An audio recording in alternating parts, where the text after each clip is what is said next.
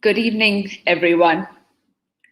When I look back at everything that 2020 brought and what we've been through, I get goosebumps. With job losses, depleting incomes, and slumping businesses, there was a lot of chaos and unpredictability of levels yet to be experienced. Our country stalled, and the way ahead almost seemed like it wasn't there. And so to get through it, we had to find a way or make one ourselves. This chaos brought with it many learnings and room for growth. We saw a problem that needed to be addressed, and we started searching for a solution. And it is this focus on the positive side that keeps us going to rebuild and restart. I'm Tina Muthoot, Impact Director for Restart India. Last year, at this time, we barely had a plan. We had a hope, a dream to help our fellow citizens. We realized from the numerous interactions that we'd had with small and nano businesses that they needed help and they needed it fast. While these businesses have shown impeccable agility and resilience, we realized that they lacked knowledge, guidance, access to a network. They lacked branding insights, lack of resources, and they've had a difficulty in reaching their customers. They had many questions and they were seeking answers. And so we plunged right in. We started off as a mentoring platform for small businesses through our website, www.restartindia.in, with the backing of about 30 industry experts. Thus, on 23rd July 2020, exactly a year ago, Restart India was officially launched. This was our first step and our course ahead when the world paused. And to think we've crossed 365 days is both exciting and humbling. And what a journey it's been over the last 1 year, with some amazing people we've had the fortune to work with. Let's hear what they have to say.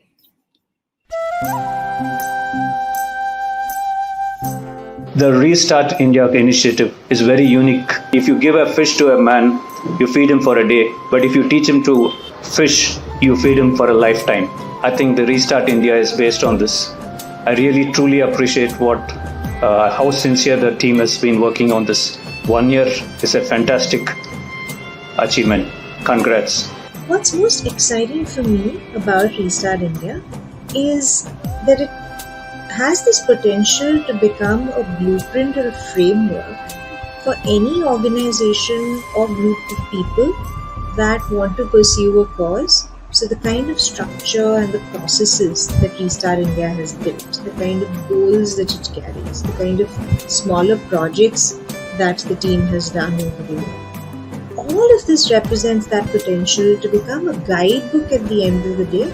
And that to me is very inspiring, because then that is our opportunity to raise the bar on how we pursue social causes and brings that focus on long-term impact. Restart India is a very high-impact initiative aimed at our MSME sector. What drew me to Restart India was the nobility of purpose, supported by Muthoot Fincorp, and the dedication of the team under the mentorship of my good friend John Muthoot. And I'm delighted to have been given the opportunity to be part of this journey. I wish Restart India all the very best as they embark on their second year in their journey to make a difference to the MSME sector. One of the most unfortunate things that's happened as a result of the pandemic has been the rate at which common people, are being thrown into poverty. With the power of technology and with the right simple education that we can provide to the masses in how to take their business online, this problem can be sorted to a large degree. And this is where Restart India comes in. It's been truly inspiring working with Restart India in this mission, especially the work ethic of the leadership that is supposed to win. Congratulate the entire team of Restart India. A great initiative from Muthoot Fincorp and Inc. Last 1 year it was a great journey with them, and I really know how much it was helped the entire business community, especially for mid-sized people.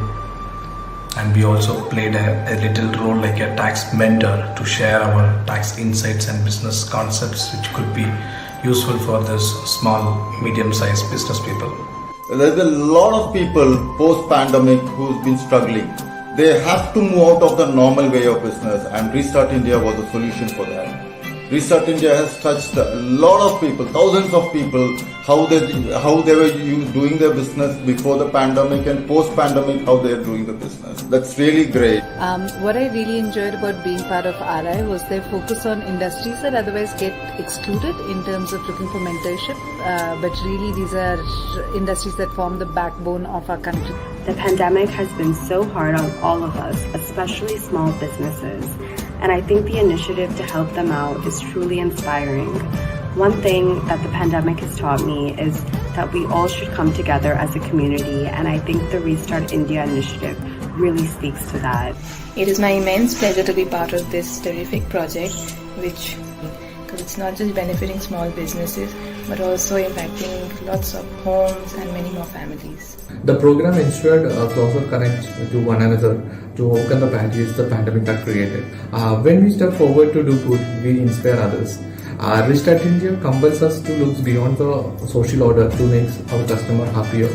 I'm so fortunate to have been a part of this Restart India campaign. For me, this has been a learning curve, having been able to interact with our customers and impart them the significance and need to use the social media tool to promote their businesses effectively and also focus on going digital. Feel so happy and positive in this journey with RI. I think through the small act of kindness and empathy, we've been able to spread positivity and hope and also contribute my little bit in reviving their businesses. I would say the entire project has been a great learning opportunity for me, because whenever we interact with the customer, we'll get something new to learn. And through this project, we have succeeded in making 250 plus digital entrepreneurs, which is a great achievement for the entire RI team. When we meet a small vendor or a business person, the first thing hits our mind is whether the person is aware of the digital scope of business. I'm sure each and everyone in the RI team would think in the same manner. Social media awareness and learning video project led by respected Tina Muthoot. We do editing, scripting, camera works, etc. During these pandemic years, Restart India was like an oxygen for the small scale business sector. It really helps the common people. We witnessed it during the shooting days. I congratulate all the members who all are part of this great initiative. It's really inspiring to see what Inc and Muthoot have been doing to restart the economy of India.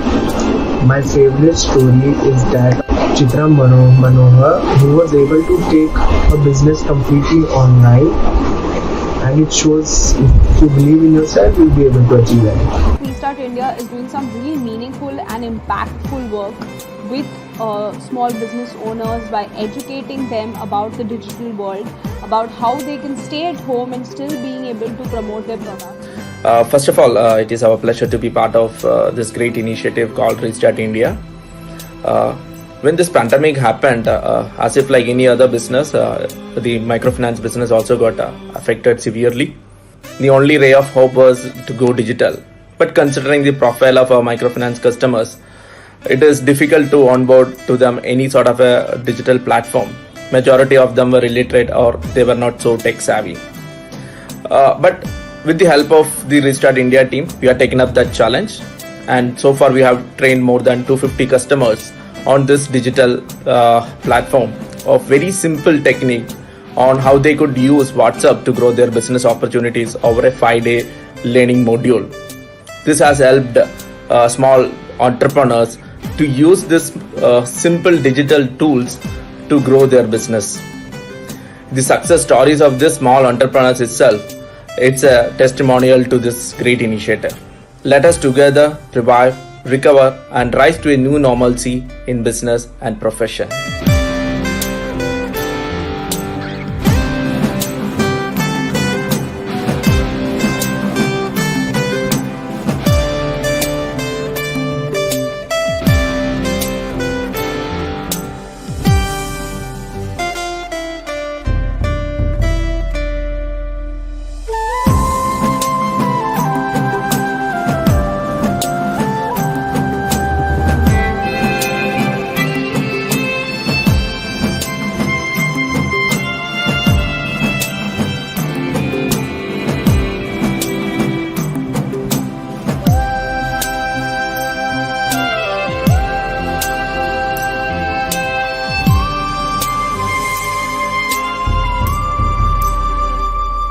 Restart India. Wow, that was extremely thoughtful and kind of everyone to share what they've experienced of our work. And to think that everything happened over a span of a year in the midst of intermittent lockdowns. Let me take you through all the projects that we are currently doing in Restart India. Today, we're not only a mentoring platform. We also have addressed those problems and have tried to create solutions for small and nano businesses. But I asked this question, was COVID the issue? No, but it brought out the problems that small businesses were always facing. We were just blind to it. The biggest problem small businesses were faced with was a lack of access to the market. In the context of a total shutdown, the nano businesses, your street shops, kiranas, grocery walas, and the like, couldn't reach their customers physically. They lacked the one main process improvement that they needed. They didn't possess the digital capability. And when I talk about digital for a small business, it's a different language. They have digital tools at their disposal. They use it for their day-to-day entertainment. But they had never tasted what it was like to do business on it. Our inspiration for our first project came from a nano business itself, a baker in a small town in Kerala. She used to say that before COVID, she used to make about 5 to 6 cakes a day. But by adopting simple digital means, she now has her hands so full that she has to cancel orders. This testimony paved the way for our first impact project on digitizing small businesses. The question we asked, how could we get them to do business on simple digital tools? We started individually training small business owners on the use of digital tools in the context of their business, whether they were a grocer, a beautician, a tailor, an artisan, you name it. Our 5-day course is tailor-made in vernacular language and easily understandable by nano businesses. With consistent application of this training, they've seen an immediate increase in their monthly sales by almost 20%. We reached out to these small businesses both through the internal network at Muthoot and piloted an external rollout through a group of high potential interns. Through our research of small businesses, we also recognize while they have the innate desire to grow their business, they aren't up to date with trends or processes. So we asked the second question. How do we help them widen their product base, learn to sell smarter, and get access to better sources of supply. We know that businesses learn best from peers, and so we started a program, Skill Up, wherein more experienced businesses train nano businesses to help them raise their standards. Through this, the small businesses have been able to venture into different, yet related product lines and commence operations again. And as we have done since our inception, we continue to engage with our mentors on our live events where we answer questions that small businesses may have. All in all, the whole of the last year has been a lot of learning for small businesses and for us. And all this wouldn't have been possible if it weren't for a huge army backing us up in our impact projects, our research, our interactions with nano businesses, with our mentoring platform. It's no small bunch. So let's meet the team.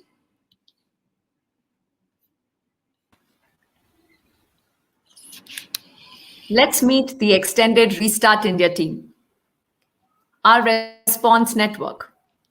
The support of these 7 amazing entrepreneurs in the first leg of Restart India made all the difference to the advice we were able to give our small businesses.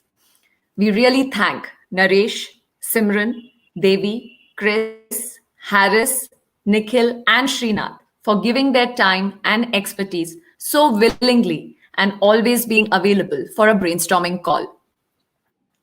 The team that supports our impact projects. Girish, with his high energy and enthusiasm, went above and beyond to get our first set of participants energized and interested in taking up the digitization course. Shrikuti and Anila for ensuring that the digitization drive continued without hitches and proactively communicating the right feedback to Restart India team so that we could improve our processes. Jishnu and his team, who really stepped up and got 15 small businesses trained on Zoom calls.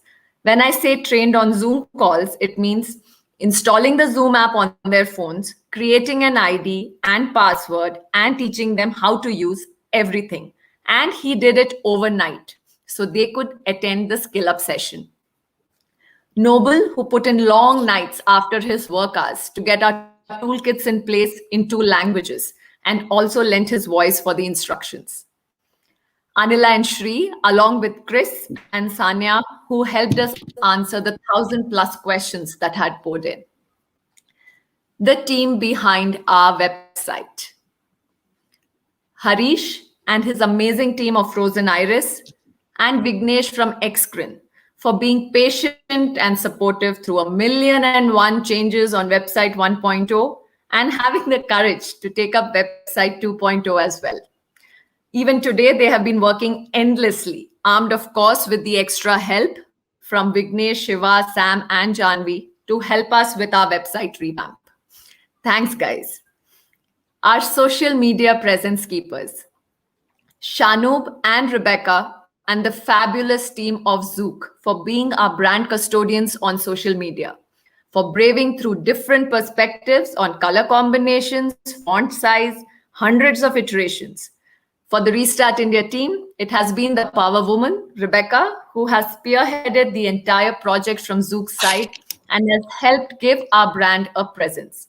Even right now, she is behind the scenes producing this event and all our live events till date with ease and finesse. The very first interns. The first set of mentees for any team are always special. And thanks to these 3 youngsters, we could pilot our external digitization drive. Manu, Aditya, and Alan, thanks for rising up to the challenge. Now, our extended Restart India family. We'll start with Udish for always being a pillar of strength that RI could rely on to execute the impact projects, for providing excellent operational support and resource allocation whenever we needed it. Dilip and Sarit for always just being a call away and giving valuable advice at right times and totally driving us in the right direction. Harshit, Steffi, and Apurv for priceless marketing inputs and insights, for responding to our urgent brainstorming meets, and helping us formulate our marketing goals. The Ink team of Rohan, Rohit, Rutika, Gitanjali, Apurva, Nidhi, and Nandini for working behind the scenes tirelessly and generating awareness about Restart India in all our Ink communities. Next, we have to thank Aparna for shaping the Restart India initiative and always being available whenever we needed a quick reality check or valuable insights on strategy. Sarah, thanks to you, the Let's Talk Business event saw the light of day and will always remain your contribution to Restart India. Last but not the least, the core team who have made Restart India a living part of their daily lives. Your host for this evening, Tina Muthoot. The voice you're hearing right now, Shraddha Narayanan. Prerna Priyambada and Ritu Muthoot, who are right now working behind the scenes to produce this show. However, all our work wouldn't be complete unless we hear from our small business owners themselves. So let's get to them. Over to you, Tina. Take us through the next segment.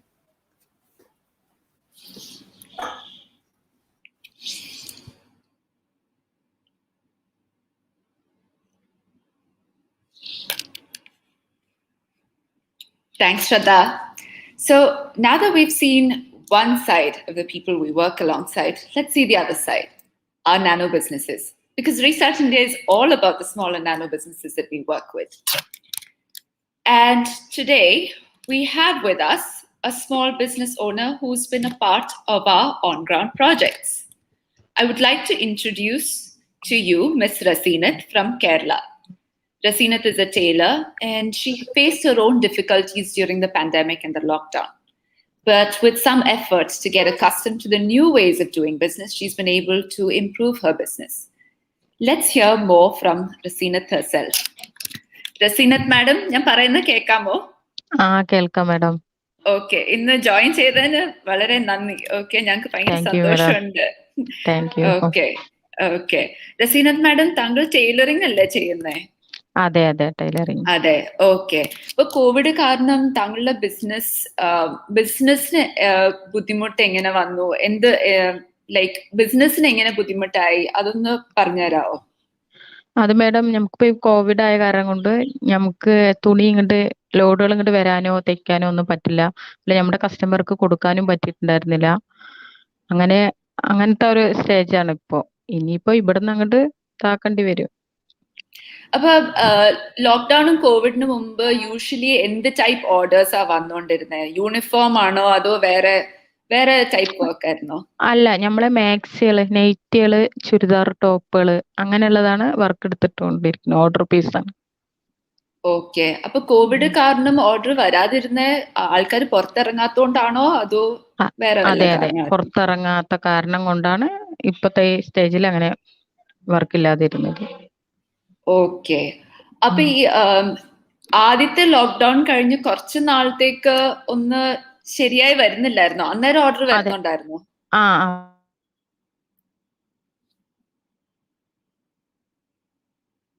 I think we're getting a little trouble connecting to Rasinath.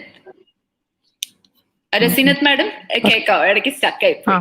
പറയൂ madam. അല്ല, ഞാൻ ചോദിച്ചത് അവിടെ എനിക്ക് റസീനത്ത് madam പറഞ്ഞത് കേൾക്കാൻ പറ്റിയില്ല. ഞാൻ ചോദിച്ചത് ആദ്യത്തെ ലോക്ക്ഡൌൺ കഴിഞ്ഞ് ഒന്ന് ലൈക്ക് എല്ലാം അനങ്ങി തുടങ്ങിയപ്പോ ഓർഡർ വരാൻ തുടങ്ങിയോ? അതെ അതെ, ഓർഡർ വരാൻ തുടങ്ങിയിരുന്നു. കുറച്ചൊന്നും കുഴപ്പമില്ലാതെ പോയതായിരുന്നു. Okay okay. എന്തെങ്കിലും പുതിയതായിട്ട് വല്ലതും ട്രൈ ചെയ്തോ ആ സമയത്ത്? അതെ, നമ്മള് ഞാനിപ്പോ ഷോപ്പ് ഇട്ടിട്ടുണ്ടായിരുന്നു. അപ്പൊ അതില് ഗാർമെന്റ്സ് തുടങ്ങാനാണ്. കുറച്ചും കൂടി മെച്ചപ്പെടാൻ വേണ്ടിട്ട് ഷോപ്പ് ഇട്ടിട്ടുണ്ട്. അപ്പൊ ഒന്ന് സെറ്റായി വരുമ്പോഴേക്കും ഇപ്പൊ രണ്ടാമത്തെ കോവിഡും വന്നല്ലോ. ഓക്കെ. ഈ സമയത്ത് പുതിയതായിട്ട് ലൈക്ക് പുതിയ ഡിസൈൻ വല്ലതും പഠിച്ചോ? പഠിച്ചിട്ടുണ്ട്. എംബ്രോയിഡിംഗ് വർക്ക് ഞാൻ പഠിച്ചുകൊണ്ടിരിക്കുന്നുണ്ട്. ഓർഡർ എടുത്തിട്ട് ചെയ്യണം വെച്ചിട്ടാണ്. Okay okay. അപ്പൊ ഇനി നമുക്ക് ബിസിനസ് എങ്ങനെ ഇംപ്രൂവ് ചെയ്യാൻ പറ്റും? അതിന് വല്ല ഇപ്പം പ്ലാൻ ഉണ്ടോ? എങ്ങനെ പണ്ടത്തെ പോലെയല്ല, ഇനി പുതിയതായിട്ട് എന്തെങ്കിലും ട്രൈ ചെയ്യാൻ എന്തെങ്കിലും പ്ലാൻ ഉണ്ടോ? അത് നമുക്ക് മുത്തൂറ്റ് മൈക്രോ ഫിനാൻസിന്റെ ഒരു 5 ദിവസത്തെ course എടുത്തിട്ടുണ്ടായിരുന്നല്ലോ.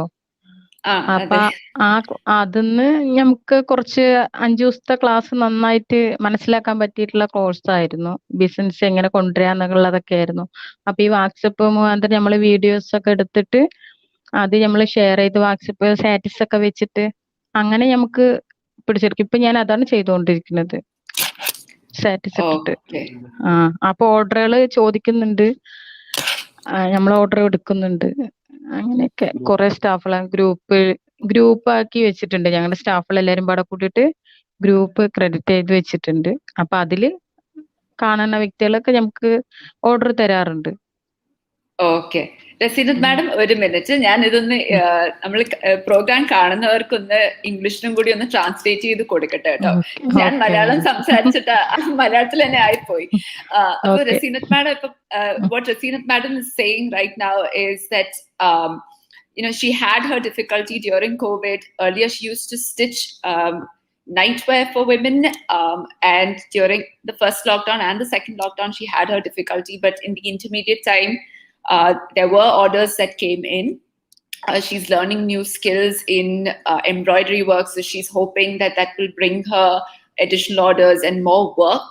And she had the chance to learn something new through a through the WhatsApp training course that Restart India provided, and she's been applying the learnings in her business as well, because of which she's seeing some progress in her activity. ഇപ്പൊ റസീനത്ത് madam ചെയ്യുന്ന പോലെ വേറെ കുറെ ഇങ്ങനെ ചെറിയ businesses ഉണ്ട്. അവർക്കും ലോക്ക്ഡൌണിന്റെ സമയത്തൊക്കെ ഓരോ ബുദ്ധിമുട്ടൊക്കെ ഉണ്ടായിരുന്നു. അവർക്കായിട്ട് എന്തെങ്കിലും മെസ്സേജ് ഉണ്ടോ റസീനത്ത് മാഡം? ലൈക്ക് റസീനത്ത് മാഡം തന്നെ പറഞ്ഞ അതിനൊരു ഇഫക്റ്റ് ഉണ്ട്, അതുകൊണ്ട് ഞാൻ ചോദിക്കുന്നത്. അത് വെച്ച് മാഡം അവർക്ക് നമ്മുടെ സ്റ്റാഫുകൾ കുറെ സ്റ്റാഫുകളുണ്ട്. അപ്പൊ അവർക്ക് നമ്മുടെതൊക്കെ കൊടുക്കാന്നുണ്ട്. അവര് ചെയ്തുകൊണ്ടും ഇരിക്കുന്നുണ്ട്. വേറെ കസ്റ്റമറുകളൊക്കെ പുതിയതൊന്നും ചെയ്യാൻ പറ്റാത്ത ആൾക്കാർ പുതിയ കസ്റ്റമറുകളൊക്കെ വന്നുകൊണ്ടിരിക്കുന്നുണ്ട്. അപ്പൊ ഞാനത് പഠിപ്പിച്ചും കൊടുക്കുന്നുണ്ട്, സ്റ്റിച്ചിങ് ഒക്കെ. Okay. So what Raseenat madam is saying is that she's also training others on new trends on stitching to help those who come to her as well. So Raseenat madam, ഞങ്ങളുടെ സെഷനിൽ join ചെയ്തതിന് നന്ദി. Thank you so much.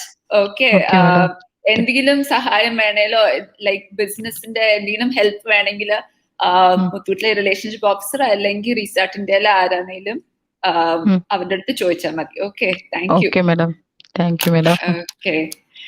Okay. So Raseenat represents the hundreds of small businesses whose lives we have touched in the last 1 year. And I would also like to invite you to hear from 2 more of our entrepreneurs who couldn't be with us in person but have been so gracious to share their videos. Let's hear the stories of Sarfina from Palakkad in Kerala and Bhuvaneshwari from Tanjavur in Tamil Nadu. Hello, എൻ്റെ പേര് സർഫീന. ഞാൻ പാലക്കാടാണ് താമസിക്കുന്നത്. ഞാനൊരു ബ്യൂട്ടീഷ്യനാണ്. 8 വർഷത്തോളമായി ഫീൽഡിൽ വന്നിട്ട് business നല്ല രീതിക്ക് പോയിക്കൊണ്ടിരുന്നതായിരുന്നു. പെട്ടെന്ന് ഈ COVID-19 വന്നതിൽ എൻ്റെ ബിസിനസ് ഡെല്ലായി, ഷോപ്പൊന്നും തുറക്കാൻ പറ്റാതെയായി. ഭയങ്കര ബുദ്ധിമുട്ടിലിരിക്കുമ്പോഴാണ് നമ്മൾ റീസ്റ്റാർട്ടിങ് ഇന്ത്യ ട്രെയിനിങ്ങിനെ കുറിച്ച് അറിയാൻ കഴിഞ്ഞത്. അതിലൊരു 5 ദിവസത്തെ കോഴ്സ് ഞാൻ അറ്റൻഡ് ചെയ്തു. നല്ല റിസൾട്ടാണ് എനിക്കതിലുണ്ടായത്. അവർ നല്ല വ്യക്തതയോടുകൂടിയും ക്ലിയറായിട്ട് എനിക്ക് ക്ലാസ് എടുക്കാൻ അവരെന്നെ സഹായിച്ചു. അപ്പോൾ ഞാൻ നല്ല രീതിക്ക് ബിസിനസ് முன்னோட்டு கொண்டு போகுന്നുണ്ട്. வணக்கம், என் பேர் புவனேஸ்வரி. நான் தஞ்சாவூரில் பியூட்டி பார்லர் ரன் பண்ணிகிட்ருக்கேன். ஒரு 10 வருஷமாக ரன் பண்ணிகிட்ருக்கேன். நான் முத்தூட்டில் லோன் வாங்கி பிஸ்னஸில் இன்வெஸ்ட்மெண்ட் பண்ணி நான் இப்போ பிஸ்னஸ் ரன் பண்ணிகிட்ருக்கேன். ஸோ இந்த லாக்டவுன் டைமில் ரொம்ப கஷ்டமாக இருந்தது. இந்த லாக்டவுனில் எப்படி ரன் பண்ணுறது, பிஸ்னஸ் எப்படி கொண்டு போகிறது அப்படிங்கிறது ரொம்ப மைண்டு ரொம்ப அப்செட்டாக இருந்தது. ஸோ அந்த டைமில் தான் முத்தூட்டில் ரீஸ்டார்ட் இந்தியா அப்படிங்கிற ஒரு குரூப் ஆரம்பிச்சிருந்தாங்க. ஸோ அது மூலியமாக ஒரு 1 வீக் வீட்டில் இருந்தே நம்ம எப்படி நம்ம பிஸ்னஸை ப்ரமோட் பண்ணுறது அப்படிங்கிற ஒரு ட்ரைனிங் ப்ரோக்ராம் ஒரு 1 வீக் நடத்தியிருந்தாங்க. ஸோ அந்த ட்ரைனிங் ப்ரோக்ராம் ரொம்ப யூஸ்ஃபுல்லாக இருந்தது. அந்த ட்ரைனிங் ப்ரோக்ராமில் என்னென்ன பண்ணியிருந்தாங்க அப்படின்னு பார்த்தீங்கன்னா, உங்களுக்கு வந்துட்டு எப்படி பிஸ்னஸ் வந்து அடுத்த லெவல் நம்ம கொண்டு போகலாம், வீட்டிலேருந்து எப்படி ரன் பண்ணலாம், பிஸ்னஸ் குரூப் எப்படி ஆரம்பிக்கலாம், அதுக்கப்புறம் வீடியோஸ் எப்படி வந்து அப்டேட் பண்ணலாம், நம்மளோட அட்வர்டைஸ்மெண்ட் எப்படி வந்து கொடுக்கலாம் அப்படிங்கிற மாதிரி ஒரு 1 வீக் ரொம்ப யூஸ்ஃபுல்லான ஒரு ட்ரைனிங் ப்ரோக்ராமாக இருந்துச்சு. ஸோ அது மூலயமா இப்போ இருக்கிற லாக்டவுன் டைம்லேயும் கூட நாங்கள் வீட்டிலேருந்தே அந்த குரூப் மூலயமா நாங்கள் வந்து பிஸ்னஸ் வந்து ரன் பண்ணிகிட்ருக்கோம். ஸோ அதுக்காக வந்துட்டு முத்தூட்டுக்கு தேங்க்ஸ் பண்ணிக்கிறேன். ஸோ ரீஸ்டார்ட் இந்தியாவுக்கு ரொம்ப நன்றி.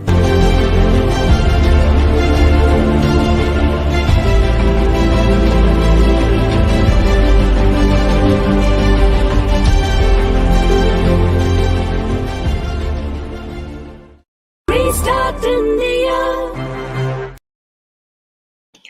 You know, the daily life of small businesses is a universe of its own. And, you know, we as buyers also, we interact with small businesses for our needs on a day-to-day basis. But I guess owing to our busy lives, we seldom take the time to observe them and see what keeps them ticking.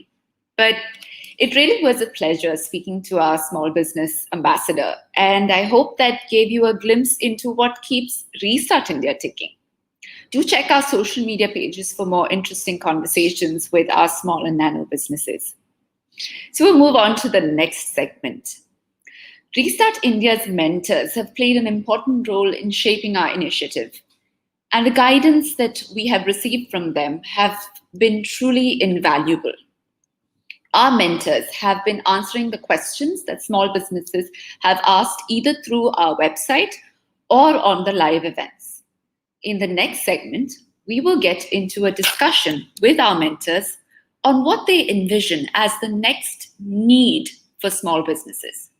We have with us 3 stalwarts in their respective fields. Let's meet them and hear from them in our segment, Mentor Insights.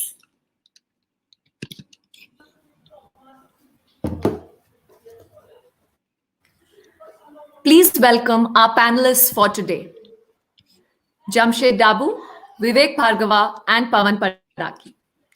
Jamshed Dabu is an independent advisor in the consumer, retail, and hospitality space. He works closely with the leadership team of startups, small and medium enterprises to help scale up operations with a clear focus on unit economics and the path to profit. He was formerly with the Tata Group, spanning nearly 34 years in the consumer, brand, hospitality, and retail space. He is currently a partner at 10x2, strategic advisor at Merger Domo. Pavan Padaki is a branding coach and principal of Insight Consulting. With a rich experience of over 30 years in brand and communication management, he specializes in discovering insights in the world of brands, creativity, and business. He is known as the Insight Guru amongst his peers and clients for his ability to make them see the unseen. He has scripted and executed over 60 TV commercials on air and trained over 200 brand managers and advertising professionals to apply key brand facets to their businesses and brands. Vivek Bhargava is currently the co-founder of Profit Wheel and head Dentsu Performance Group. A digital marketing veteran and a frontrunner in the digital revolution in India, Vivek started his career in 1997 when he founded Communicate2. He is named one of the top 50 digital icons of India. He has spoken at several global events, angel invested in 13 companies, and has been an investor in the reality television show The Vault. Please welcome our panelists. Tina, over to you to take over the next segment. Thanks, Shraddha. Good evening, Pavan, Vivek, and Jamshed. Thank you for being here tonight. How are you all? All well, thank you. I'm always awesome, Tina. Okay, that's great. So 1 year of Restart India just flew by, So we've discussed the nano business scenario with each of you in our one-to-one interactions. There've been a lot of advice that you've given, direction that you've set for the initiative, where we need to focus, and some key takeaways for small businesses. we thought it'd be great to have something like that, but more of a conversation here, like a sharing of thoughts among the four of us. So I'll open the conversation with you, Vivek. The level of panic and uncertainty that was there last year, that has dissipated to some extent. I could attribute some of it to maybe familiarity or the hope that vaccines will solve everything. And small businesses have lived through, they've seen wave 1 and wave 2 of COVID. What I want to ask is, what are some practices that can make small and nano businesses successful in a tumultuous environment? Sure. So I think, Tina, one of the key takeaway of COVID for a lot of small businesses has been that digital is important. Digital is the future. And I think that became extremely, it was communicated within the first few months of the COVID. So earlier, digital used to be considered as more like a communication or advertising medium, but digital now has become the age we're living in. So there is almost every single facet of an organization that digital plays a role. It could be for customer acquisition, it could be for brand building, it could be for cross-selling and upselling to existing customers, for understanding consumer trend, even hiring and managing or training talent. Digital has started playing a role. The other thing, there is a saying that Lenin said that sometimes decades go by and nothing happens, and then sometimes decades happen in a few months or few weeks, right? And that's what has happened. There are a lot of things that changed, and they're not going to go back to the status quo or the earlier normal ever. So what I wanted to do was that I think all the nano businesses have to realize that some of the things that are happening today are now for the future. So let me some examples of things that have happened and which is going to be there forever. So I think one of the things that is happening is in the D2C world, the direct to consumer world. So a lot of businesses were part in the distribution cycle where a large company was distributing products through retailers, to stockists, to super stockists, and the entire distribution chain was used in distribution of the products. Now that you take 50% of the cost of the product was in the distribution cycle. Now you just take the direct to consumer world in India, that itself is $100 billion opportunity. And I feel that a lot of direct to consumer companies are getting capital, they're getting digital marketing, they're getting all the things they need to become successful. But that is eventually going to impact the distribution cycle. So in a way, that leads to things like first party data. So customer data, as we call it, a lot of nano businesses did not have customer data, right? If they were dealers, distributors, the retailer may have it. And he also, the retailer, was never collecting any data. It's only when COVID happened, they realized the importance of that not having data and how fatal it can be for their business. So I think what we need to do now is we have to take last 1 year of learning how digital, some changes have happened and they're not going to go back. So let's say first party data is going to be important. So how can you build your business to collect, even if it's an email address or phone number, good enough, but at least we have their phone number. So if something like this happens and somebody wants to order from us directly, they can. But if we didn't have their phone number, there was no way to do so. Right? Similarly, if you are in that cycle where you are a distributor in the middle, where you don't have customer data and the brand and the manufacturer, and you're in the middle, if that changes and direct to consumer companies become the future, then what will be your role? So you have to think that what is the new role I can play so that I can create some value for my customer so that I continue to become relevant. I think one of the things that I think all of us will have to learn is learn digital, because digital is no longer about, just advertising or doing WhatsApp. Every single thing in digital is going to be disrupting certain businesses. Education is getting disrupted. If you take the entire retail is getting disrupted. So even if you just take a simple thing like education, education is a $6 trillion opportunity. But if you take all that opportunity, 95% of it is from age group from 0 to 25. But now the thing is, if you look at the future, the age group of 25 to 70, education is going to be a big opportunity. All of us nano businesses have to learn how do we actually learn, digital. So I'll give an example. When in April, I had done a disruptive strategy course from a professor called Clay Christensen. As if it was, he had passed away in March. So I did this course in April, and I was so enamored by what he was teaching, and I could not imagine that this person who's teaching me is no longer in this world. But he has 600 people in one cohort every quarter. Multiplied that by 1 year, we're talking about 2,400 students paying close to $2,000 each.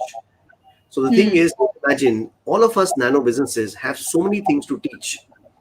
Can we look at digital to teach other businesses to do the same thing? And there is, I've invested in a lot of companies in this space, right? If you take influencers are going to become a very critical part of the entire distribution chain. So even if you take Times of India, today has 3 million circulation, but 15 million sort of readership. Today, one influencer has 150 million followers.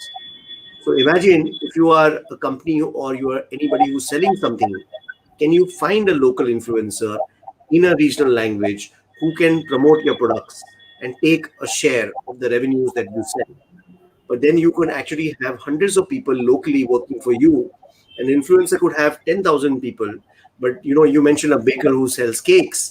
Even if she has 10,000 people around her community who can buy cakes from her, if you just take 10,000 divided by 365 is the number of birthdays that are going to happen every day, right? So that small community could actually give her business all year round, right? So I think I would recommend all the nano businesses if I have to go back and say, okay, digital is important. Learning digital is going to be super important. Digital is not only about advertising, it's about the business, the way we do business, digital age. And this cannot be done by other people. We have to learn it ourselves. We have to learn WhatsApp. We have to learn basic tools. It doesn't have to be left to large companies. Even if you collect first party data, your own customer data from your customers, it can completely revolutionize your business. So I think one takeaway that I would like to give everybody is that their constant learning of digital will keep them relevant in this digital age. And if they don't do that, they're going to face disruption from a lot of companies. So that's my one single advice. Be curious, keep learning, and digital is the future. It can transform your business and help you stay relevant. I hope you invest time in learning more and more about it. The point that you made, Vivek, that, somebody doesn't have to do it for you. It's not that hard. Like, you got to do it yourself. If you look at like the pages on Instagram, the ones that they're promoting on their own do much better than, if somebody else is doing it for you. You know that it's lacking a personal touch if someone else is doing it for you. So I'll give you one example. My daughter is 18 years old, Tina. She has 250,000 followers. Influencer. 1.5 lakh rupees a month. And, she had spent 1,000 rupees on something, and I gave her this big lecture.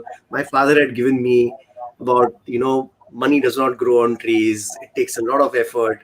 And then she started earning this kind of money. So the thing is, single-handedly, she's built this. And why would a small business cannot build their own social media following as long as they're willing to put effort in it? Exactly. That's true. So my next question, Jamshed, I'm going to take this to you because it's a spin-off from what Vivek said. Now, there is a definite need for small businesses to go digital. Jamshed, like you also said this to us last year. These were your own words as well.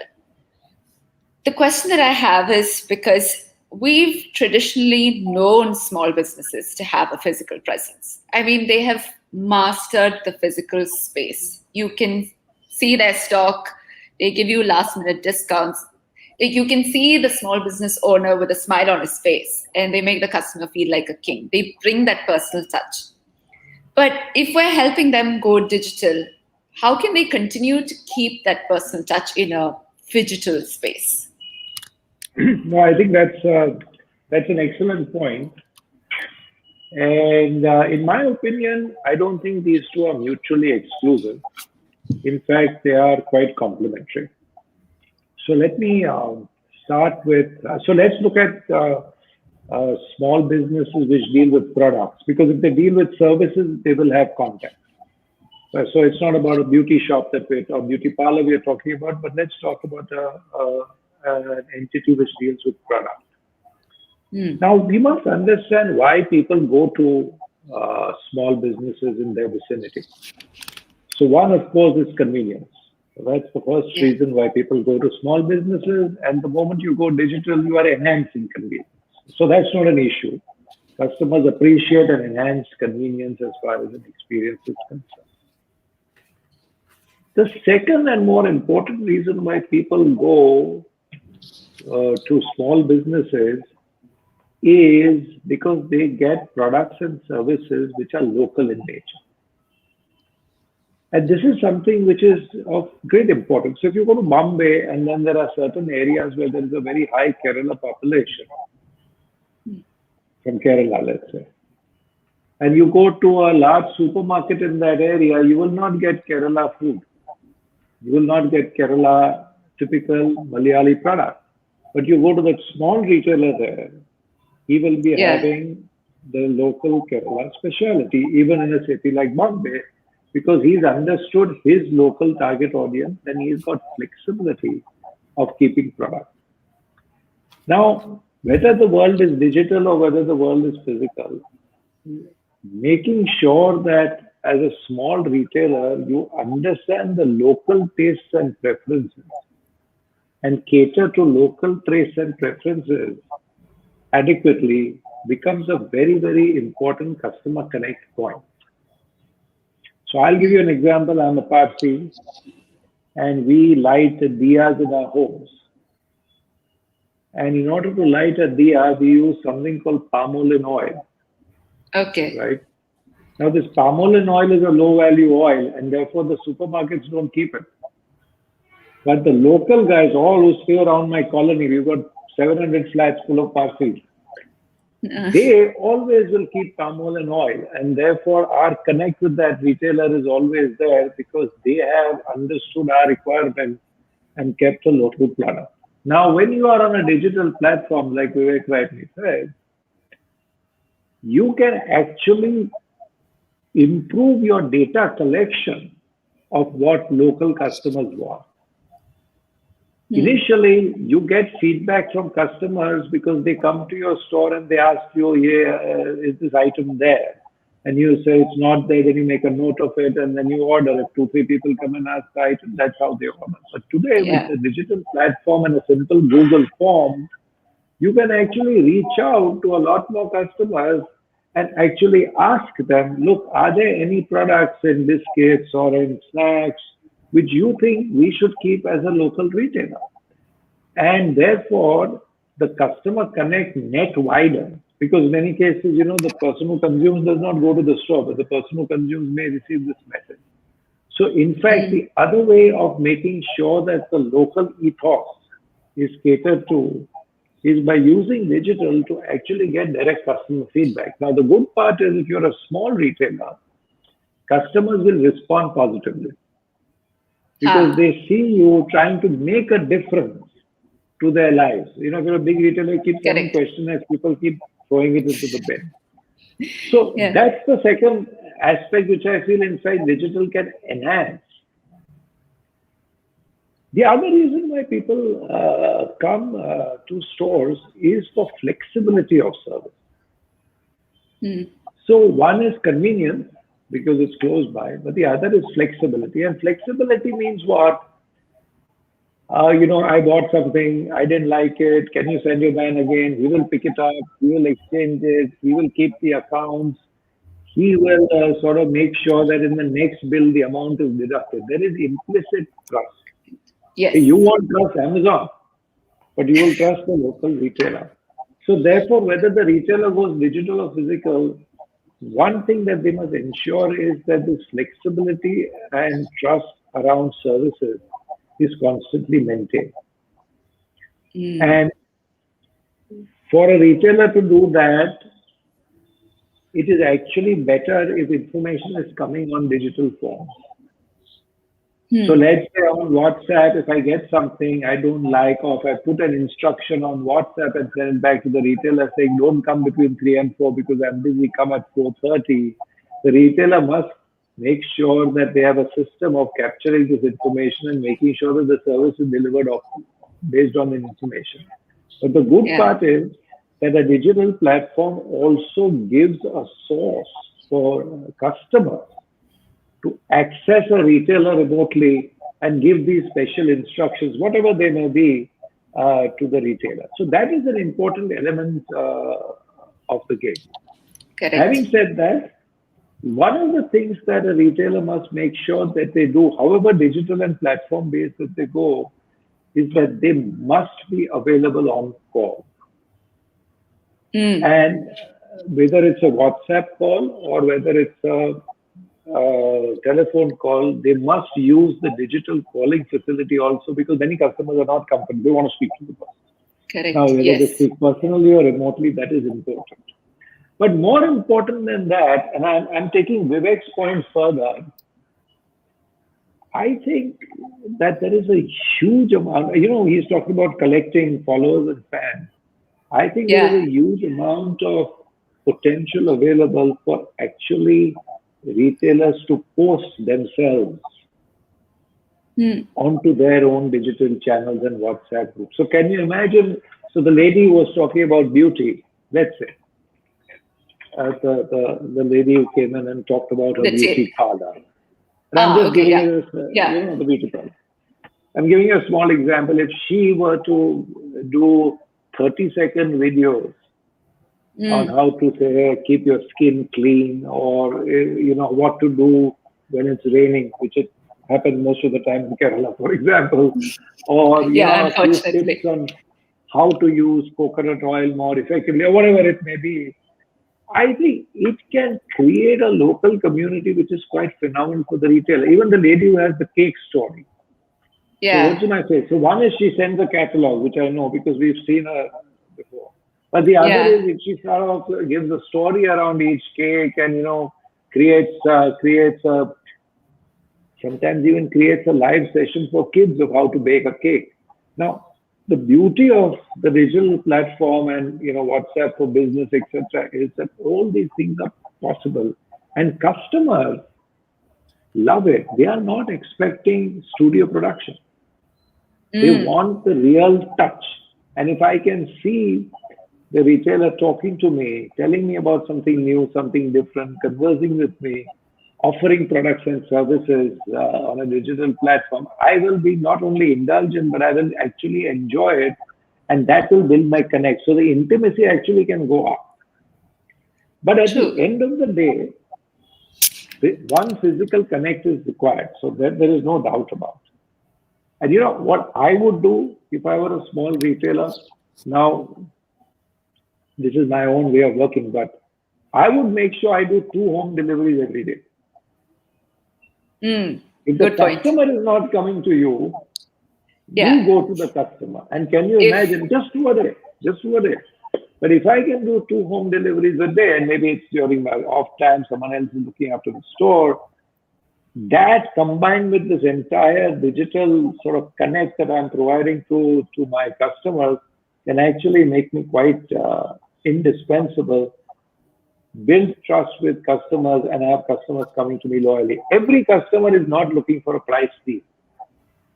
In every transaction, I personally believe that there is a hard component, which is the money you pay for the product you buy, and there is a small soft component, which is the emotional value you attach to the transaction. And I think the task of a small retailer is to keep increasing their emotional value so that people come back again and again. That would be my take on this sort of. That's a beautiful way of putting it. I mean, like the transactional value and the emotional value, and to start increasing it. Only when you said it, Jamshed, like it occurred to me why I go to a particular grocery shop. I mean, he delivers to my doorstep. I could go to anyone else. But when you said it, it struck. So yeah, that's great.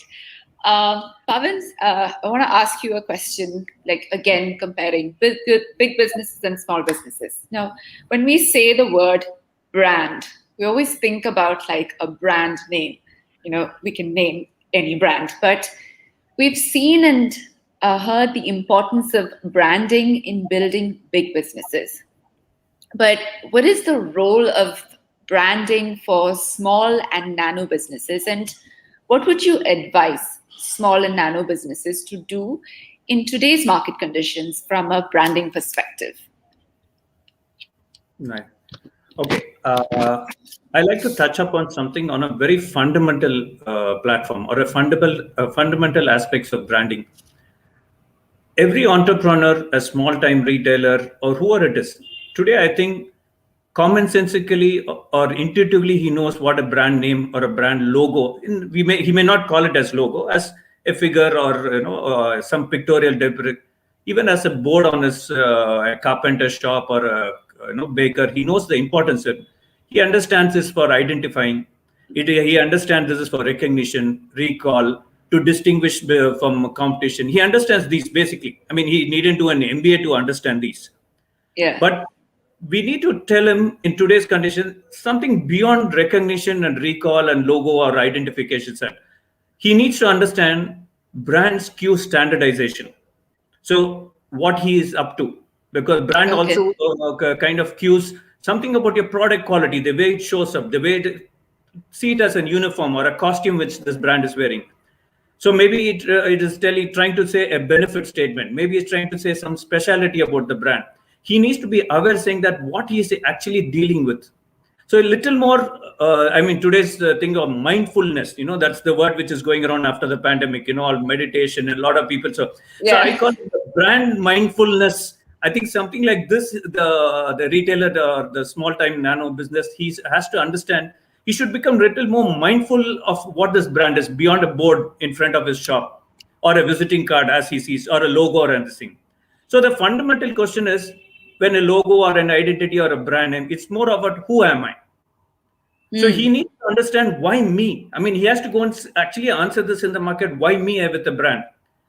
Another question he also has to answer is, why not somebody else? So somewhere the competition comes in. So the competition, why me and why not somebody else? Also, he needs to figure this out. Now, but let me go to an even more important question. These are still fundamentally speaking, fundamentals of branding as such, though it's relevant to him. The more important questions I want to raise, 3-4 important questions in today's time, is this: with this era of digital and social media, a small business is growing to become big business almost overnight. The time is crunched. What used to be a success in 6 months suddenly is becoming 1 month, weeks. I know so many case studies. Personally, I've seen, just because somebody featured this guy on YouTube, a guy who goes and for an ice cream, local ice cream, the next day he got sold out. In last 14 years, he's never sold out. So suddenly something gets sold out overnight. So now suddenly in the business, now I went and I tried to buy this ice cream for the next 1 week. Every day he's sold out on a daily basis after this. So suddenly now the business, because of the digital and social media, he's grown beyond what he has not even imagined. So the big question I want to ask is, or even tell these people is, or maybe we should advise or help them is this: what should I do from a branding aspect when I grow big? That's a question to ask today, not when you become big. So when you become big, the question, let me cater to some very fundamental, because I've been advising entrepreneurs. I'm also advising startups. Being in Bangalore, a lot of startup comes my way. The most important thing is not about the brand name, all these, let's forget these jargons called positioning, personality. I'll just keep all that aside for a moment. Let's concentrate on something called easy aware of the implication of registration. I think this is where Restart India should actually take a little more, be more mindful and tell them about this. What about trademarks? What about copywriting? Because the moment you're on a digital platform, there's thousands of other guys. For example, I advise one consumer electronics company. So if I take one brand of headphones, if you say headphones, for example, there are 3,000 listing which comes on Amazon. So your actually competition is 3,000. Now, when it comes to a name, Is my name unique? Is this registered? Today I become big with the name, not knowing that actually the 10 other guys to kind of take me to the court. They don't realize it. So the question to ask now is that, am I ready for? So somewhere Restart India should actually help them to say that look for the next future. What's the roadmap for the future? So let me go on the trademarking, copywriting. Is my name correct? Can I protect? So the question I'm asking is not about who am I, why me, why not somebody, but how can I protect my business? I think because they are going to become big business overnight from their own relatives, relatively speaking, wherever they are right now. So now comes the even more important thing in the digital media. URLs, domain names. I'm talking about domain names, Facebook page, Twitter handles, Instagram, even they're also branding. It's not just an URL some .com. The way how easy it is for me to remember, how easy it for me to key that. All this, this is also branding. So today the branding definition has gone beyond a logo and a name. It is about the URL itself as a name. Yeah. Okay, book my show. It looks like a big, earlier in the .com days, we will always say, we'll actually stand and say, it's such a big URL, who will queue? But that is the brand, bookmyshow.com, so easy to do, right? It's a rhythm, the rhyme kind of which runs in your head.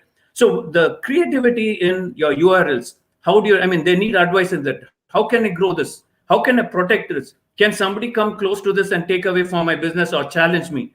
So protecting my business is another important question. Next question is how consistent can I be? How to maintain consistency? Today they started off small, okay? So even if my next set of cupcakes come slightly different, okay.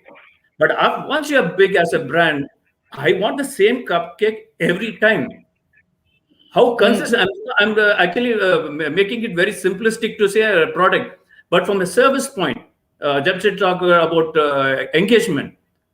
The type of, is it the same? So if I had 10 neighborhood guys who came to me, I related to them and spoke to them in their probably I reckoned. What if it becomes 500 or 200 customers coming? Do I still engage with the same way? Do I still maintain that relationship? Do I still have that engagement? How, whether it's in the service or in the product, how do I maintain consistency? The other question I would like to bring up to these people, how relevant is it? I see a lot of these small business and which have mushroomed because of the pandemic. They answered a need. Yeah. So the question is, when you become big, when all this so-called pandemic settles down, are they going to be still relevant? What else? What is the part? This question again, because I happen to know some lady who was my friend's wife. She started doing these cocktails of this masalas for immunity boosters and all that. So a lot of suddenly immunity boosters may go out of fashion. Then what does she do with it? So is he ready for the next step? So some kind of prepared. If you're how to stay relevant is another question to ask. Okay. Yeah. So I'm just writing this. So preparedness for before as you become big is a question which usually we miss this, and we keep saying step it up. So we talk about of course it's important, the tools and the digital, all that is correct, but they need to be more mindful of where they're going to go. So if we can actually help them give the roadmap, saying that this could probably happen, this will happen third stage, maybe you will grow this to be at the fourth stage. So how you are prepared for this?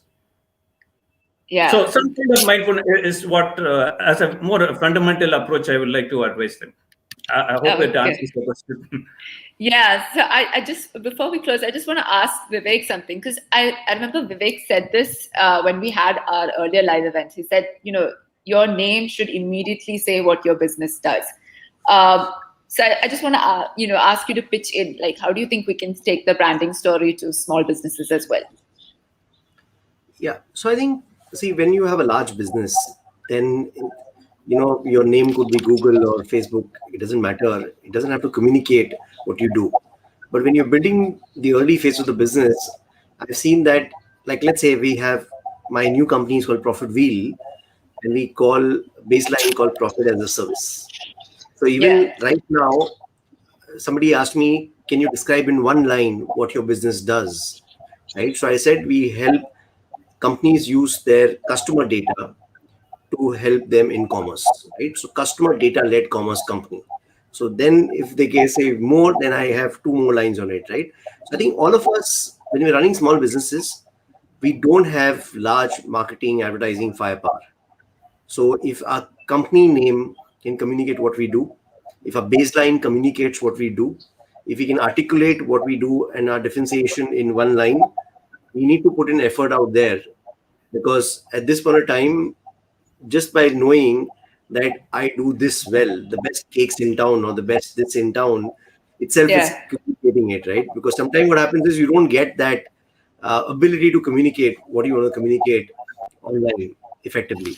So, but I think if you ask me, right, I think the name and all these things are one part of it, which I think Pawan would actually have more ideas on how this we communicate it.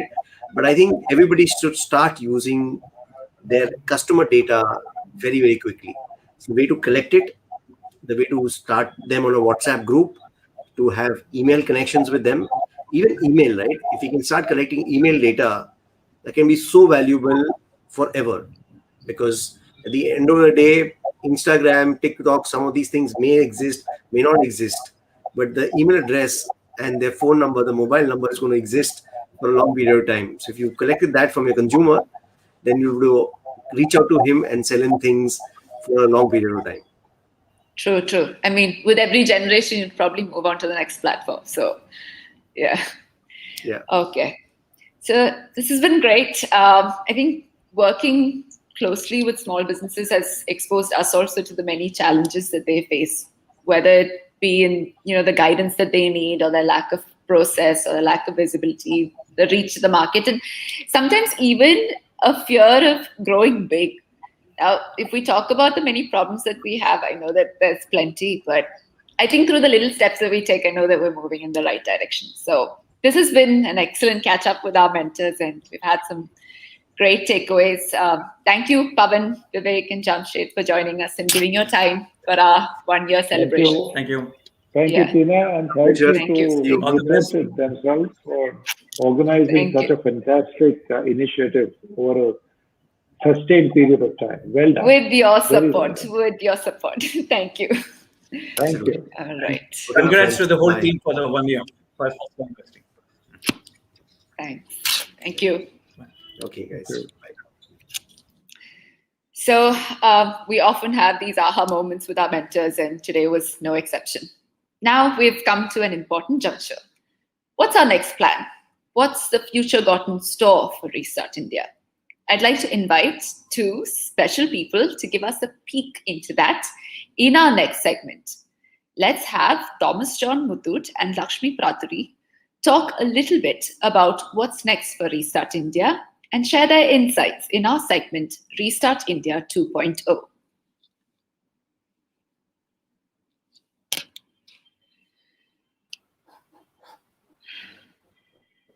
Please welcome our leadership, Lakshmi Praturi and Thomas John Muthoot. Lakshmi Praturi is a business leader, entrepreneur, curator, and a former venture capitalist. Her riveting personality and penchant for technological innovation and community building have led her to her current avatar as founder and CEO of Inc. Prior to Inc., Lakshmi spent over 2 decades in the United States in leading roles in technology. Lakshmi has also served as director and co-host of the Singularity U India Summit in association with Inc. Amongst the many awards and recognition she has been conferred on, Lakshmi was listed in Forbes Women to Watch in Asia. Thomas John Muthoot is the chairman of Muthoot Papachan Group and has been at the helm of sustaining 134 years of legacy in trading, retail, and retail finance for 3 decades now. An alumni of Harvard Business School, John Muthoot is also the chairman and MD of Muthoot FinCorp Limited, one of India's biggest NBFCs with as many as 3,600 branches across the country.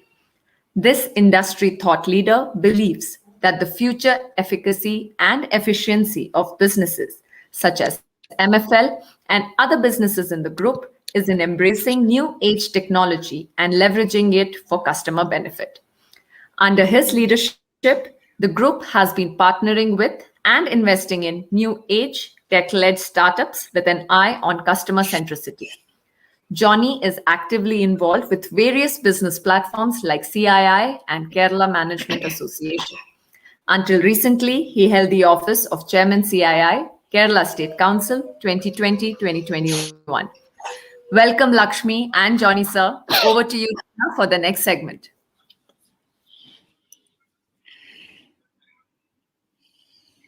Thank you, Lakshmi and Thank John you. Muthoot, Thank you. for joining. I know you all have been waiting for some time to be part, get on screen. What's the time there, Lakshmi? It's 6:30 in the morning. Very early start to the 6:40 day. to be precise. Yeah. Good morning. Good morning. Yes. So before we do the big reveal, I'll just give a little bit of a context. So Lakshmi and John Muthoot, you've been a part of this Restart India movement from the first meeting that we had, right from planning to concept development. You've seen the initiative take shape and make its strides of progress. Now, the situation around us has evolved. So has our initiative. We initially identified ourselves as a mentoring platform because that's what we were when we launched last year. But don't you think we're so much more than that now? I mean, we've branched out to additional impact projects such as digitizing nano businesses and imparting them with new skills. We're working on additional projects as well. So we decided that we wanted to build a space where small businesses can learn from the knowledge that's built by us and contributed by our mentors. And we decided that it's important to change our look, change our Restart India website avatar. The newly revamped Restart India website now reflects in its content the capabilities we have developed through a more expansive Q&A library and resources page. The on-ground projects we have on hand, namely the digitization drive, the Skill Up series. We have a detailed blog section and a shout out for anybody to get involved and partner with us in our journey to help take nano businesses to the next level. All of this just helps reflect the Restart India identity a lot better. Now it's time for the big reveal, and it's only fitting that the website goes live in your presence. We can't wait for everyone to see our website and also for both of you to look back on the last 1 year and reflect on the Restart India journey. So Rebecca, my golden lady, can we have the website up, please?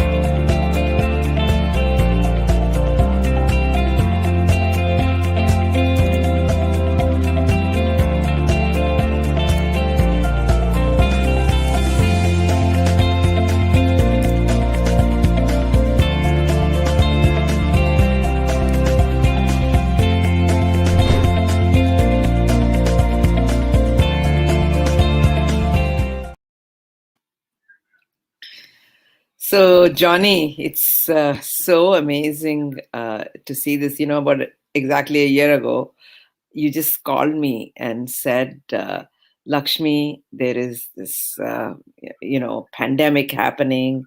We have to do something about it. Let's get together and do something about it. All we knew is we will do something about it. And Restart India, what does it mean? So it's been amazing to see this journey. So tell me a little bit about, I think we should reminisce and talk about what was behind your, reason for calling and what were you hoping to accomplish at that time? See, Lakshmi, we had initially been reaching out to our customers who are these nano micro entrepreneurs, and the first lockdown has been a period of huge uncertainty, and there was no reference point to which people could relate to in such a situation. So there is a lot of uncertainty and a lot of questions in the minds of small business owners. What we found that a lot of business were functioning, particularly people who were dealing with essentials. There were a lot of people who were in the business of non-essentials who were not functioning, had more anxiety because their cash flows also were affected. They had, all of them had issues of demand side issues, supply side issues, and these kind of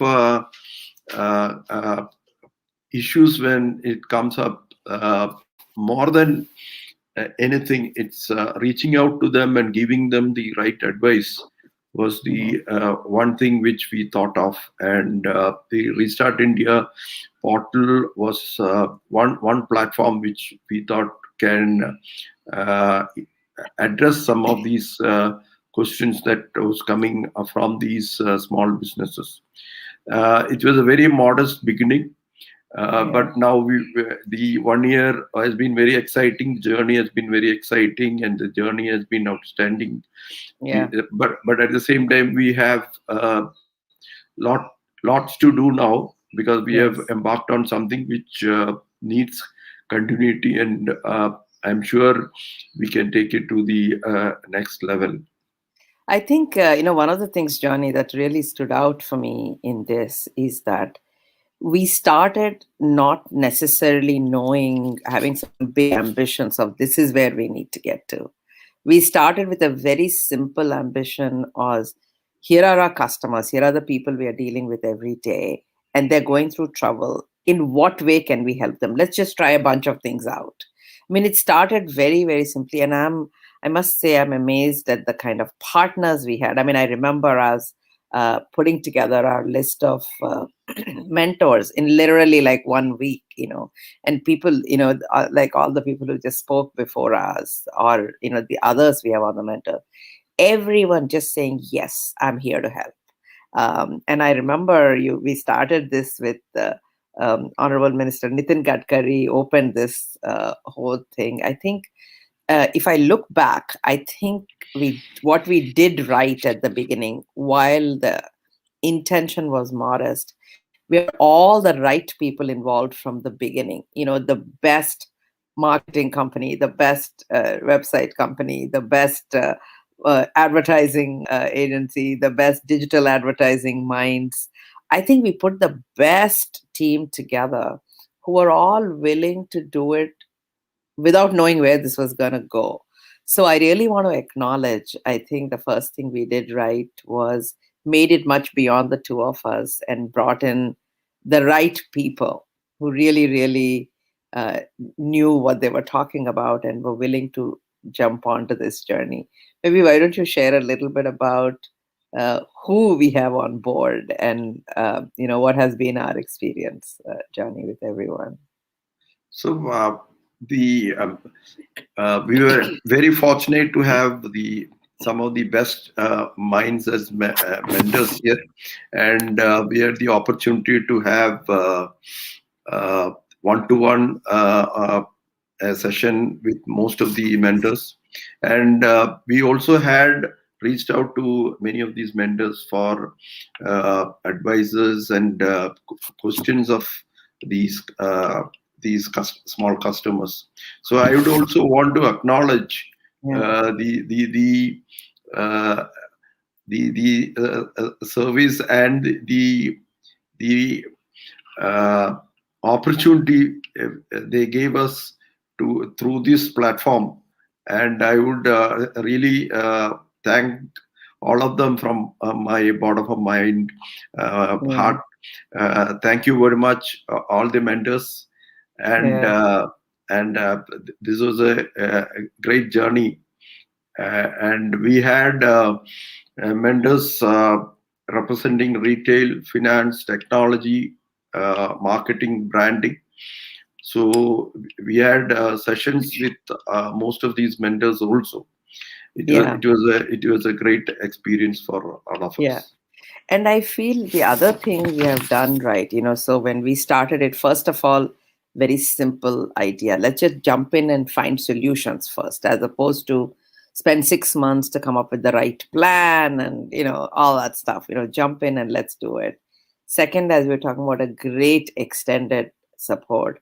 And the third thing also, I think, for both of us, to really have our next gen as the leaders from the beginning, whether it's Tina Muthoot and Shraddha, and we had Aparna Krishnan, we had from the Inc. team as well as the team Muthoot, to have next gen leaders who are leading it from the beginning instead of the two of us trying to do it on our own. So I think that was another really, really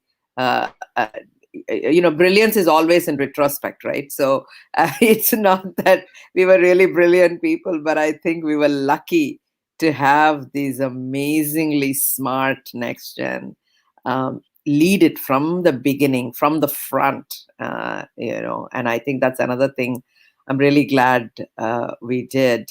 And one of the things I want to take back to Johnny, I want you to talk about is our customers. When we started it, the reason I got involved in it is that I was amazed by the scale that you talked about. When you serve millions of people and you have, just tell me a little bit about when we started, how many customers do you have? How much footfall we have? Just give us, tell me what you said to me that really blew my mind of who we can serve. See, pre-COVID, we used to have 125,000 customers on a day, but with the some of these migrant labor and people moving out, now the number is just reaching 1 lakh. But 1 lakh of customers on a day to interact is a good number, and these are walk-in customers who come in for various services, of which a large number is the small and nano micro customers. So the relevance of these customers has gone up to such an extent post-COVID that now everybody has understood that these nano and micro customers are the need of the day. And now with technology, most of these customers embracing technology, I think these customers would do well. And these are the customers which we need to support, because if you also look at the contribution to the GDP, around 50 to 60% of the GDP can be easily attributed to these segment of customers. And also the largest self-employment and the job creation comes from this segment of customers. So and if you really look at, they were the heroes of the COVID, the nano micro business, particularly who were selling the essentials. It can be the food and beverages, it can be the household products, it can be the medicines.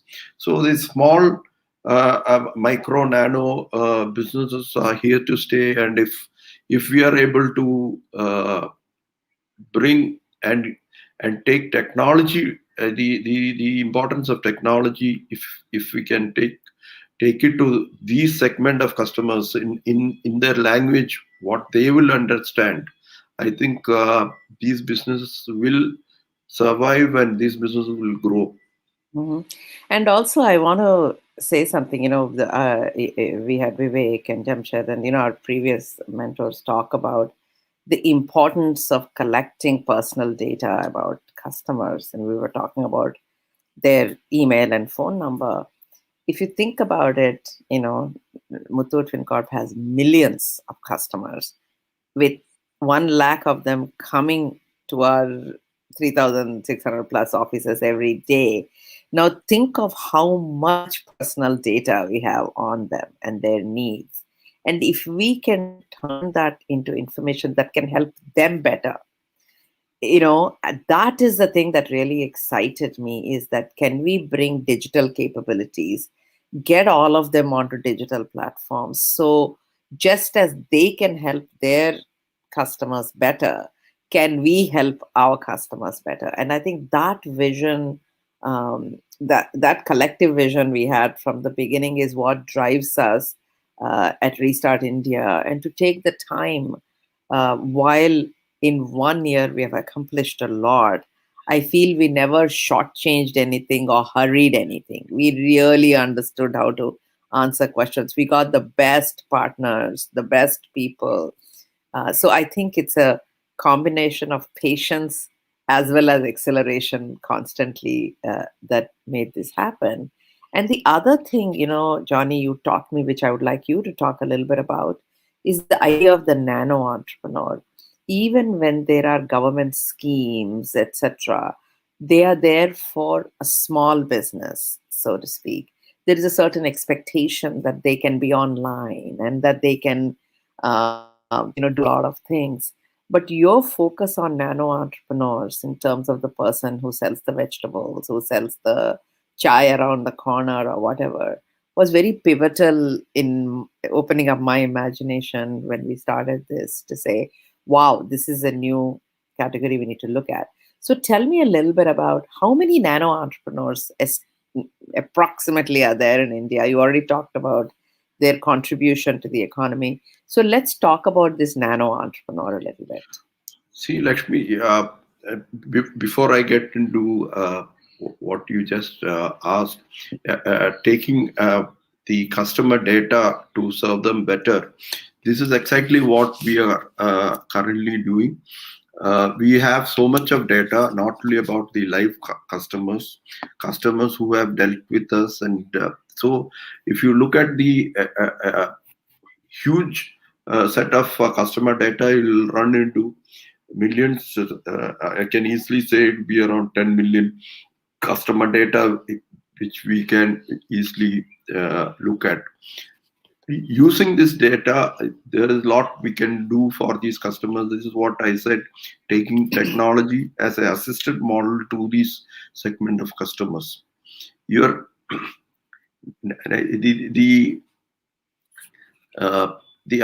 other thing, what was your question? The other thing was about nano entrepreneur. Like, describe the nano entrepreneur. I mean, how many of them are there? In India, just the size of the market. See, the estimated number, why I am saying estimated number is because nobody has the data, because most of them are in the informal segment. But the data that is available in the RBI website and all that, and Government of India data shows that there are around 66 million customers.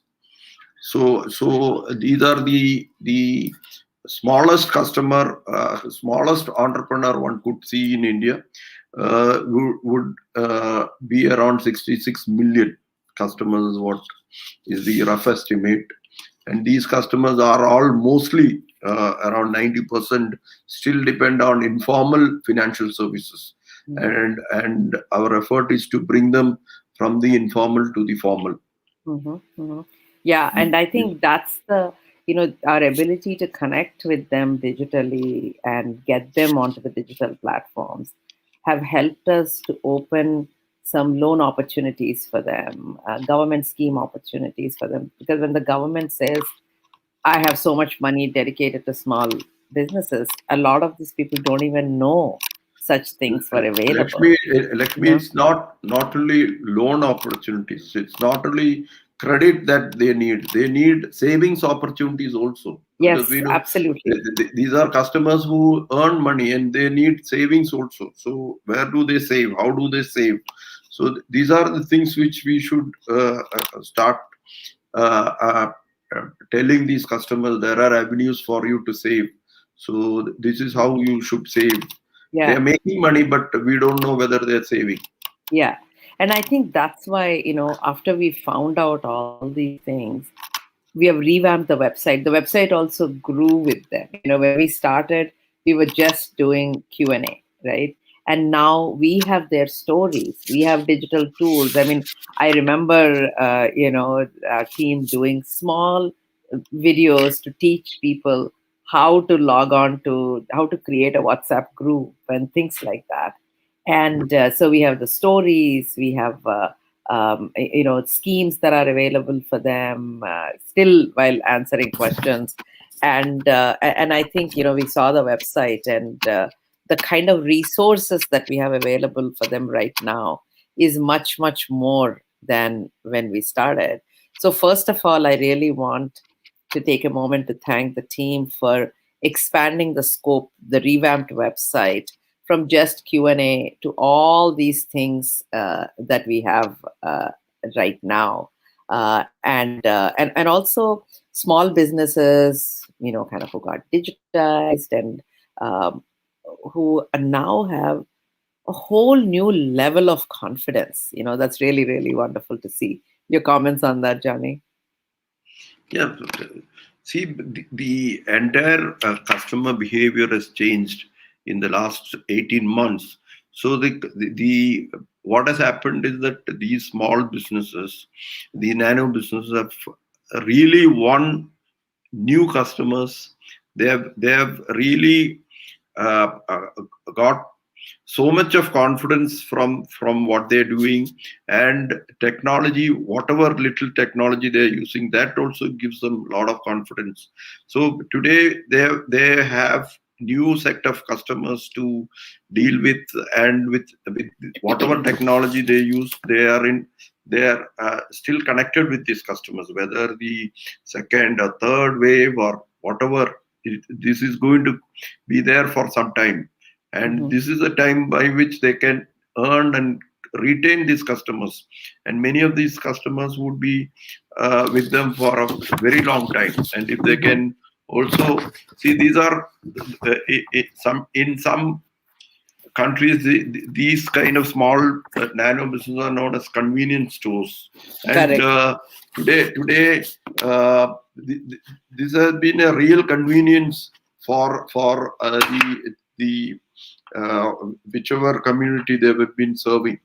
And the more technology they use, like what Jamshed was saying, more of convenience for the user and also for the owner of this business. So with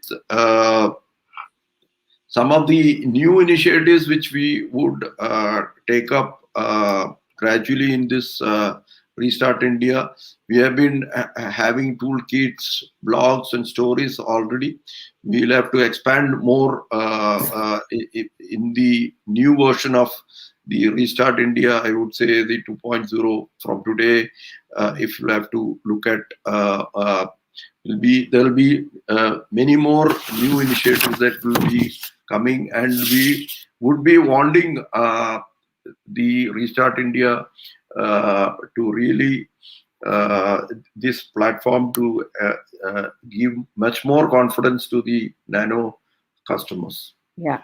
So, just to summarize, Johnny, as you're saying, the website started with question and answers. Today we have blogs, we have events, we have featuring the stories, and we have resource pages. And basically anyone from anywhere who's interested in learning can come on board and learn. So I really want to congratulate the team on that. So let's spend a little bit of time to talk about what's our future. What are the things that we want to do? I think we have, for the last year, we worked on putting all the pieces in place, have all the right mentors, right partners, and customers, interacting with customers. We did small group experiments, and, we've done a lot of things. And I think one of the biggest things I'm excited about is how can we now make the impact on a large scale? You're talking about 66 million nano entrepreneurs, which is the official number. and it's, as you're saying, it's an informal sector. There's no way to really collect all the numbers. So the real number could be even double that. So let's assume it's the same thing, 66 million people. Even if you take a target that we want to impact 1 million nano entrepreneurs with the ability to have a better lifestyle, better economic sustainability, more predictable economic sustainability, etc., it's still a huge way to go for us. So tell me a little bit about, what do you feel about impact on a large scale? What are the things we can do? See, now we have completed 1 year, and we have done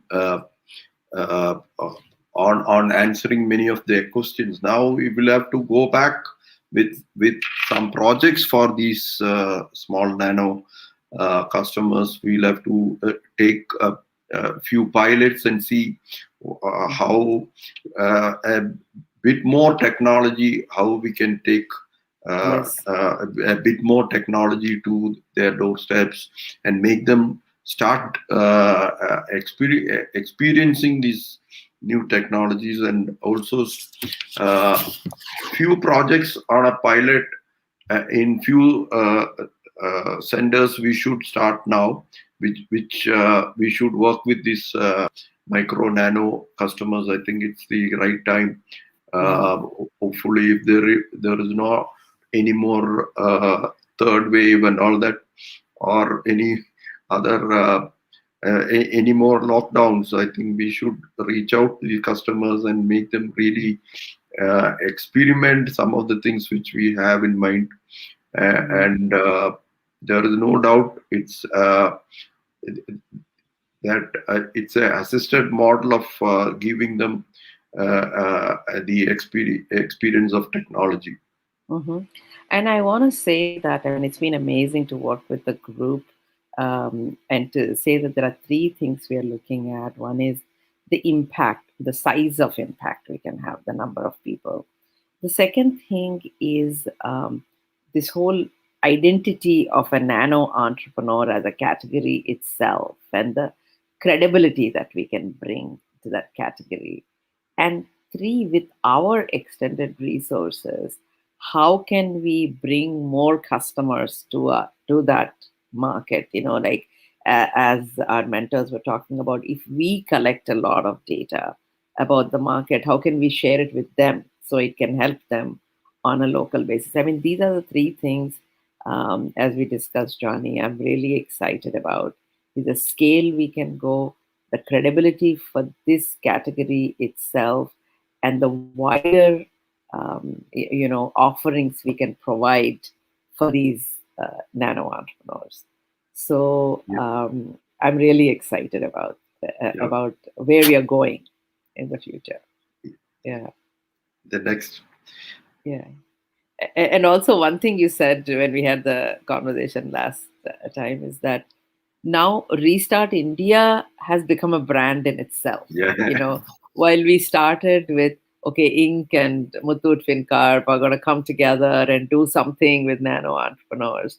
But in a very beautiful way, our individual brands have melted into the background, and Restart India itself has become a brand, So I really want to congratulate the team for making that happen.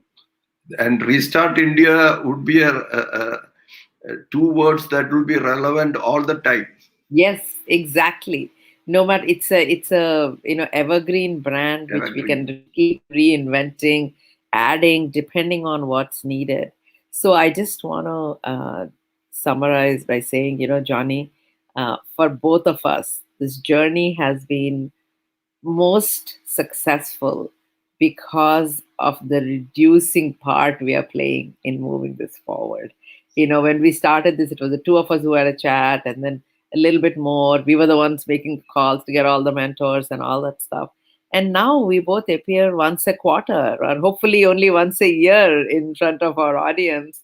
But really, I want to congratulate Tina, Shraddha, and Prerna, and the rest of the team. And Rebecca, who's been running this. My God, I mean, it's just all this woman power actually that's moving us forward, and I really, really want to congratulate them. From our side also, we would like to thank the next gen, Prerna, Shraddha, Rebecca, all of you have been doing a great job.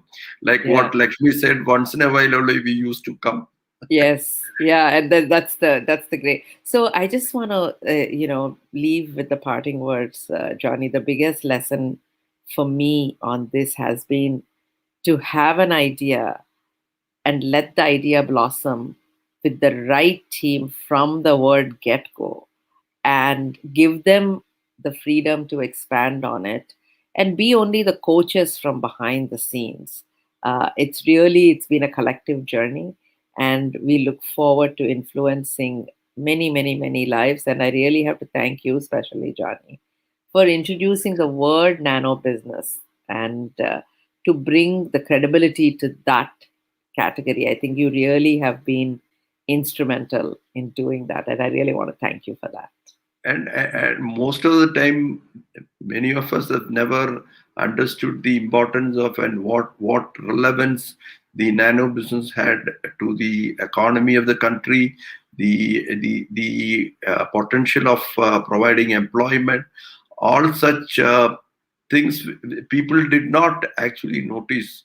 Now post-COVID, I think a lot of importance would be there for nano micro businesses. Yes, thank you so much, and congratulations, team, and back to you to continue the festivities. Thank you, Lakshmi, for being with us, and Inc. team for partnering with Muthoot. Yes, it's been a great journey. Thank you. Thank you.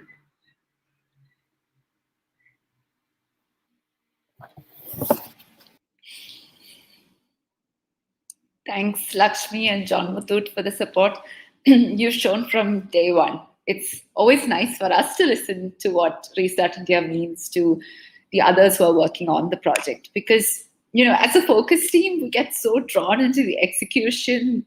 It feels nice to understand where the initiative is going from the perspective of the core advisory too. And I think what sets RI apart is the commitment of its people.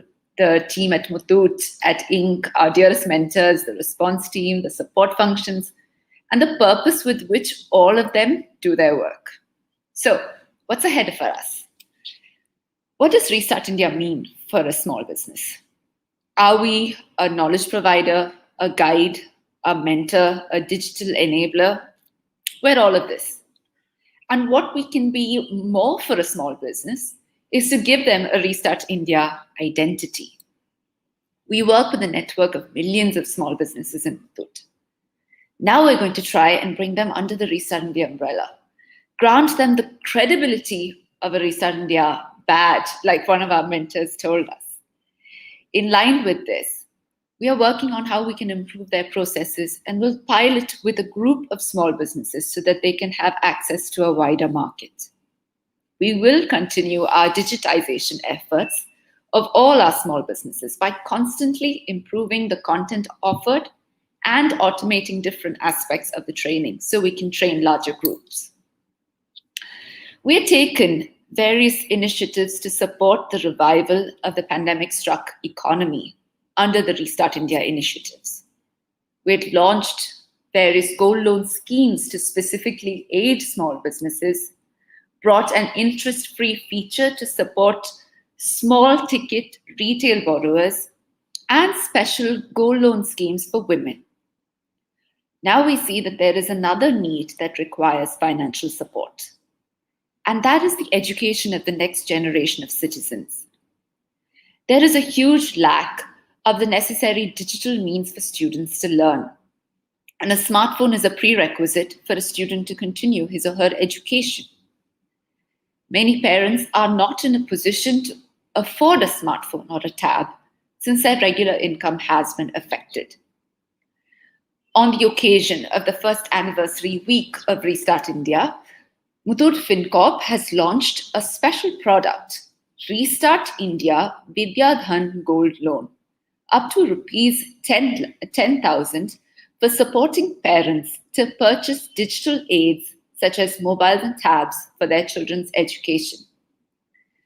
And to meet the reduced repayment capacity that might be prevalent, we're even offering an interest-free period for the first 90 days. Get in touch with any of the Muthoot FinCorp or Muthoot Blue branches to learn more about the scheme. So that brings us to the end of yet another eventful session and a close to our one-year celebrations. While COVID hit us like a speeding truck and we were all forced to rejig our capabilities, it brought with it an opportunity to scale and venture into areas uncharted. Small businesses were able to discover their hidden strengths and work on getting over their flaws. If anything, this whole episode has made them more resilient. It's had its positives. Restart India has been a project that will remain close to my heart because it's not just changed many lives. It has also changed me and my perspective of what small businesses are capable of. And I can't wait to see what we can do together next year. Thank you for joining us tonight. We at Muthoot FinCorp and Inc. are so happy to have hosted you and have you as part of our celebrations. Do visit our website, www.restartindia.in, and our social media pages for exciting updates on all our impact projects. Thank you and good night. See you.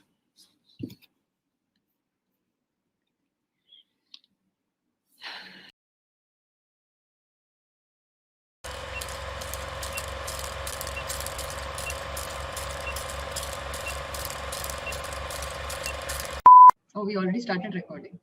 This lighting is a lot. I mean, like, glare. It's okay. It's casual. Don't take Shraddha away. I had plans. After the launch event, I was thinking, hey, now we're done. It's actually over. That's when Aparna said, let's start speaking to our mentors. That's when I realized, like, the launch is not the end of it. We're just getting started, you know.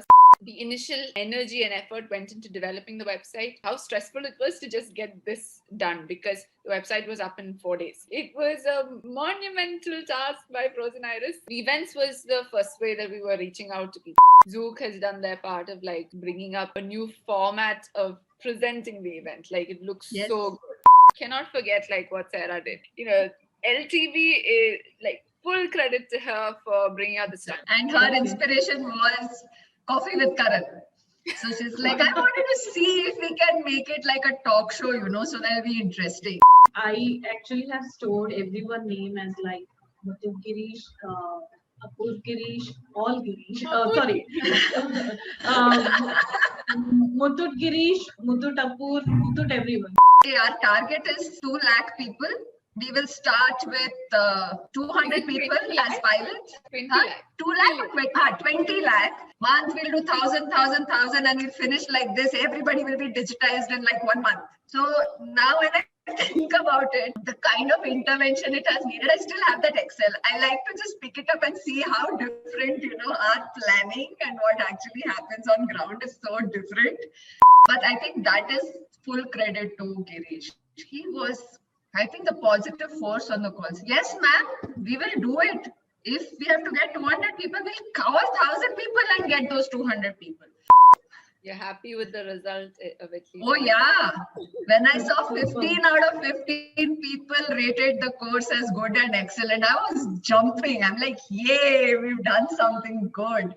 Step 1, Jishnu has to coordinate with team of people. Then he has to figure out whether they have a smartphone. Third, he has to see if somebody can download Google or Zoom. Then tell us use which platform and how do we do it and all of that. Next day, ma'am, my team has gone there, trained them, Zoom is installed, they have come on Zoom platform, all done, they'll be ready for the course. When is the course? They're like, oh, best way to learn is with interns. Yeah, you are like an extended mom for them. Yes, and they mentioned this in their feedback. Prerna ma'am was very supportive, understanding. Yeah, I'm because glad. whenever they had to like, okay, ma'am, this fellow is not taking call. What should I do? Ma'am, this fellow is saying that my business is closed, so I cannot put in photographs. I said it's okay. Old photographs will also work. So for everything, they used to reach out at any time. 9 p.m. Can I call now, ma'am? Because I woke up just now. I said, oh my god. We covered a lot, right? Hey, Rebecca, make nice snippets from this, okay?